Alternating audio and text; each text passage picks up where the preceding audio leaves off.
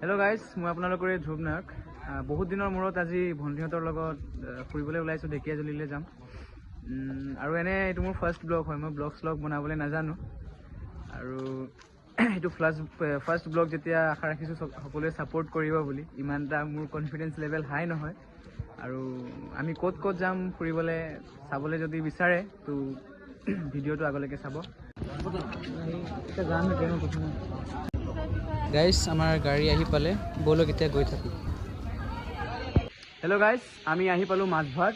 আৰু যিহেতু ঠাণ্ডাৰ দিন আৰু মাতটো বহি যাব বুলি পূৰা লুকছ চেঞ্জ কৰিছোঁ। আৰু আমি অহা আধা ঘণ্টামান হ'ল, যিহেতু আমাৰ ট্ৰেইনটো 5:45 মানৰ পৰা আছে।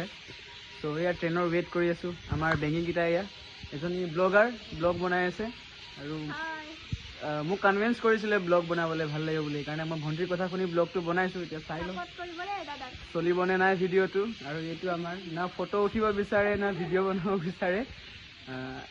আজিলৈ এৰিছোঁ, কালিলৈ লগ পাম। কালি আমাৰ ডেষ্টিনেশ্যন হৈছে চিংৰি মন্দিৰ, লগতে ঢেকীয়াজুলি মেইন টাউন। আশা ৰাখিছোঁ মোৰ এই ফাৰ্ষ্ট মিনি ব্লগটো আপোনালোকে ছাপোৰ্ট কৰিব বুলি। Thank you to all, bye bye, কাল মিলতে हैं।